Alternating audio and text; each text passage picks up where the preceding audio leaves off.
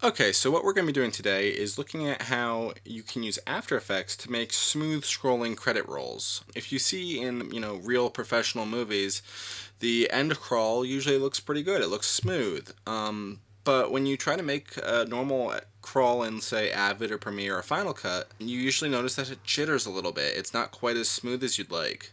This is because of subpixel movement. So basically, the text isn't moving an even number of pixels per frame.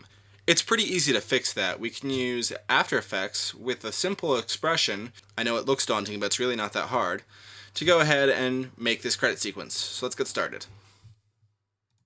I'm going to open up After Effects.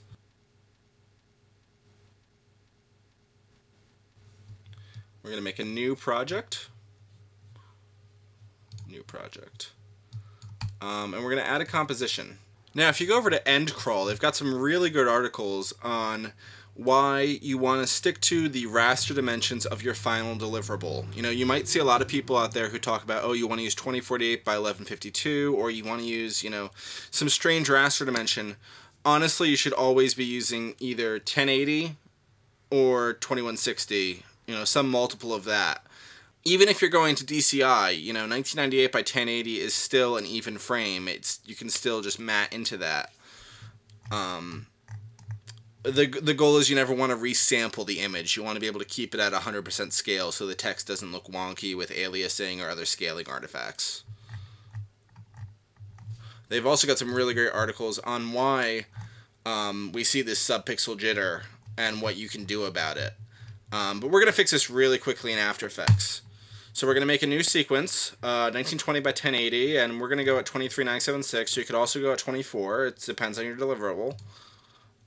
Black background, really straightforward here. And we're going to make a new text layer. Now I'm just going to make a really simple text layer here. I'm not going to mess around with it very much. I'm just going to copy my credits into it.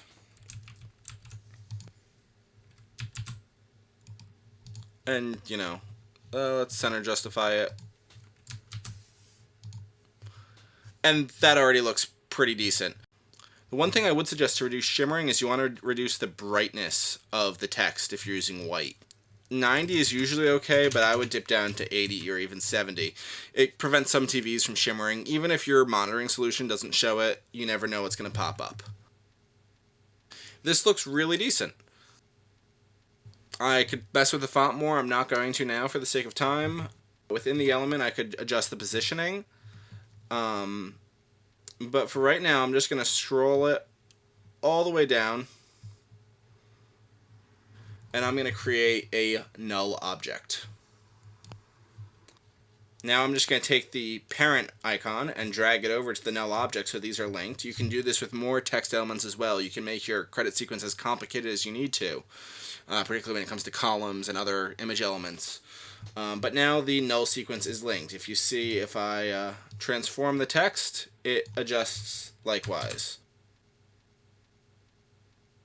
And now we just have to hold down the Alt or Option key and click on the keyframe icon for position, and it pulls up this expression window where we can put a script into the window.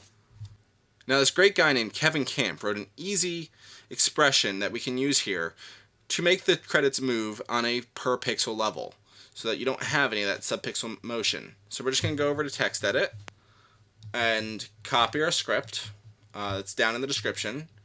And here in the expression editor, we're just going to delete what was there and paste in our script. And suddenly, if we start playing, our script is moving. Now this has a rate of 2. That's usually pretty good. You can just easily change it to anything that's an integer value. We could change it to 10. And now it's moving, like those syndicated TV specials. Or 3, which is still quite fast. Or if you really want to drag it out, you can go to 1. Whatever you want, as long as it's an integer. And you're done. Just render it out. I hope you enjoyed this tutorial. Please hit that subscribe button if this helped you. I hope to have more tips up soon.